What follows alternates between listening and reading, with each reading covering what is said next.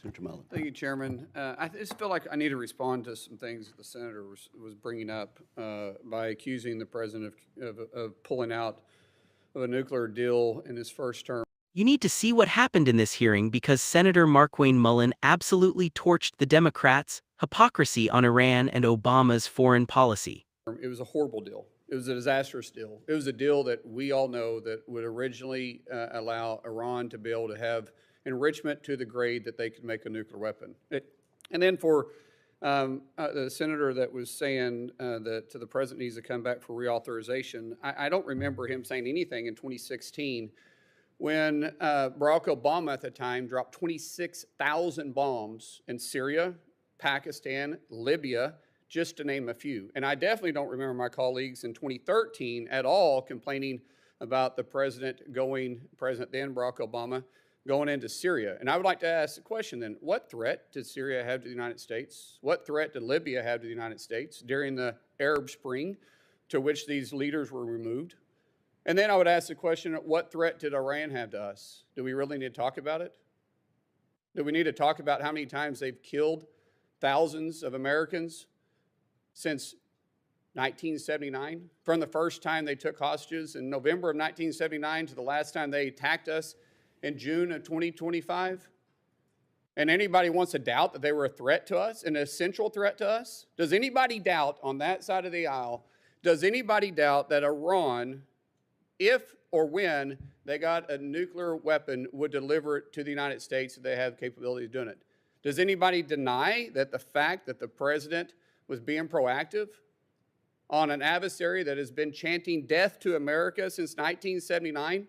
Does anybody deny that Iran was a threat to us and our service members? Or do we have to remind you how many they've injured and killed through their proxies and through direct action? This is the first president in 7 presidencies that actually did something about the thorn that constantly came after us. And now you criticizing and you say it's illegal? It's not. This same authorization is the same authorization that Democrats and Republican presidents in the past have used. And thank God we had a president with a backbone to finally get rid of this murderous regime. And now we're complaining about it? Remember, legally, he has to respond to Congress or inform Congress within 48 hours. That has happened. And then within 60 to 90 days, he needs to inform Congress if we're going to war and ask for specific war authorities. But the president, through Article 2, clearly has an obligation and the powers under the Constitution to defend our interest home and abroad. And there is no question he's defending our interest. No question. So what is this grandstanding about? Do you think we should have let the Ayatollah in place? Do you think he was a good guy? Are you defending the Ayatollah now? Or aren't you glad that America finally stood up and took care of this murderous regime that's been sponsoring terror around the world for 47 years? How about we say thank you, Mr. President, for finally getting rid of this nuisance, this murderer, this sponsor of terror. He did the world a favor, and the world is a safer place because of it. You may disagree with a lot of his actions, you may disagree with some of his policies, but you can't deny that this was a threat and an essential growing threat to the United States. And you want to say he's playing politics and you get the politics behind it, Mr. Peters? You guys are playing politics. You guys are the ones that are grandstanding. The president's doing his job as commander-in-chief. And I think at one time or next, we should say thank you. Thank you for being a strong leader. But there's no way in God's green earth you guys can ever give the president, at least President Trump, any credit. Sorry. Thank you. Sir, I'm out. I still got 49 seconds. I got one question. Strategically speaking, Secretary Kobe, how is your department working with the Defense? How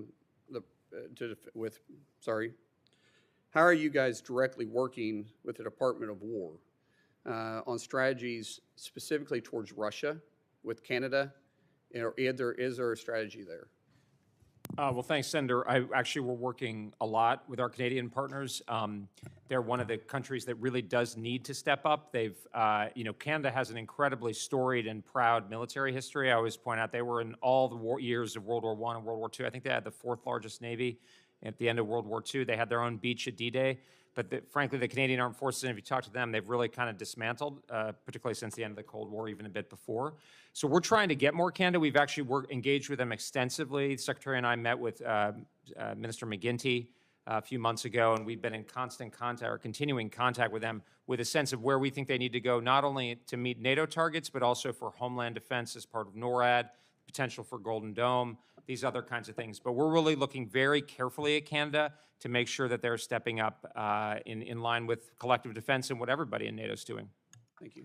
Thank you. If you're still wondering why so many Americans are tired of the double standards in Washington, that clip from Senator Markwayne Mullin just summed it up perfectly. What Mullen did in that hearing was force Democrats to confront something they spend years trying to avoid. The media and political establishment apply completely different rules depending on whether the president has an R or a D next to his name. The second President Donald Trump takes military action against Iran, suddenly every Democrat in Washington becomes a constitutional scholar overnight. Suddenly they're worried about authorizations, congressional approvals, escalation, international norms, all of it. But Mullen brought everybody back to reality with one devastating point. Where was all this outrage during the Obama years? Seriously. Where was it? Mullen reminded the room that Barack Obama dropped 26,000 bombs in 2016 alone across places like Syria, Pakistan, and Libya. 26,000. And yet the same people now acting horrified over Trump's use of force were either silent back then or actively cheering it on. That's the point that hit so hard in this exchange. It exposed that this isn't really about war powers, it isn't really about process, and it definitely isn't about protecting peace. For a lot of these politicians, it's about who gets to use power. When Obama intervened in Libya during the Arab Spring, the media treated it like enlightened global leadership. But what happened afterward? Libya collapsed into chaos. Extremist groups spread throughout the region. Open-air slave markets emerged. The country became a disaster zone, yet you rarely hear Democrats revisit that catastrophe. And Mullen asked a question that nobody on the left really answered. What direct threat did Libya pose to the United States at the time? What threat did Syria pose when Obama escalated involvement there? Meanwhile, Iran has spent decades openly targeting America. This is where Mullen's argument became impossible to ignore. Iran isn't some random country with minor disagreements with the United States. Since 1979, the Iranian regime has built its identity around hostility toward America and Israel. American hostages, terror proxies, attacks on U.S. troops, funding militias across the Middle East. The regime has spent decades backing organizations responsible for killing Americans. So when Democrats act like confronting Iran is somehow beyond the pale, Republicans see that as completely detached from reality. Mullen hammered that point repeatedly. He basically said, are we really pretending Iran wasn't a threat? Are we seriously acting confused about why a president would take action against a regime that has been chanting death to America for almost half a century? And honestly, that's the question Democrats struggle to answer, because politically they're trapped. If they admit Iran is a major threat, then Trump's actions start looking justified. But if they attack Trump too aggressively, they risk sounding like they're minimizing the danger posed by one of the world's leading state sponsors of terrorism. That's why Mullen's speech landed the way it did. He framed the entire debate around hypocrisy and national security at the same time. He also went directly after the legal argument Democrats keep using. Mullen pointed out that presidents from both parties have long relied on Article II powers and existing military authorizations to carry out operations abroad. That's historically true whether people like it or not. Republican presidents have done it. Democratic presidents have done it. Obama did it repeatedly. But suddenly with Trump, Democrats want the public to believe every action is unconstitutional. Mullen wasn't buying it, and neither are millions of Americans watching this unfold. What also stood out was how emotional and blunt he became near the end. He stopped talking like a senator reading prepared notes and started sounding like someone genuinely furious that Trump can never receive acknowledgement from his opponents no matter what happens. That line where he basically says, "There's no way in God's green earth you guys can ever give President Trump credit." That's what resonated with conservatives the most.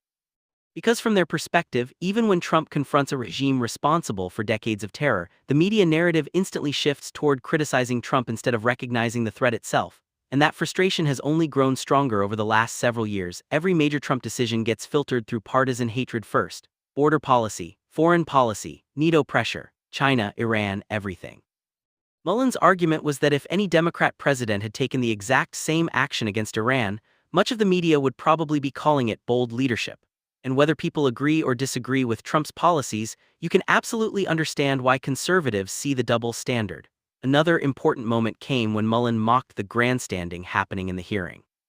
That was really aimed at senators trying to score political points by framing Trump as reckless while ignoring decades of precedent under previous administrations. That criticism matters because Americans are increasingly exhausted by performative outrage in Congress. People notice when politicians suddenly discover principles only when it's politically convenient. If military action without endless congressional debate was acceptable under Obama, why is it suddenly treated as authoritarian under Trump? That inconsistency is exactly what Mullen weaponized in this hearing. And politically, this kind of messaging is powerful for Republicans heading into future elections because it reframes Trump as decisive instead of chaotic. Rather than apologizing for aggressive foreign policy decisions, Republicans are now openly arguing that strength and deterrence prevent larger wars. That's a huge shift from the old GOP establishment approach.